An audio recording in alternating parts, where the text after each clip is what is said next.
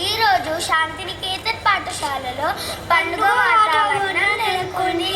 ఈ పండుగ వాతావరణంను చూడడానికి దోమల సైన్యం బారులు తీరి ఎంతో ఉత్సాహంగా గేటు దగ్గరకు వచ్చి ఆగిపోయాయి. ఎంతో విరోచితంగా పోరాడిన ఒక దోమ లోపలికొచ్చి ప్రేక్షకులను చూచి కళ్ళు తిరిగి పడిపోయింది. ఇంకా దాని వివరాలు తెలియదు. శాంతినికేతన్ యాజమాన్య వారు మొండే కట్టుదిట్టమైన ఏర్పాట్లు చేపట్టారు. అది విన్న దోమలు విభ్రాంతికి గురైనాయి. మాకు ఆహ్వానం దొరకలేదని ఈగలు చాలా చింతిస్తున్నాయి. ఈరోజు వాతావరణం తెల్లగా ఆహ్లాదకరంగా ఉంటుంది. ఇంతటితో శాంతినికేతన్ వార్తలు సమాప్తం.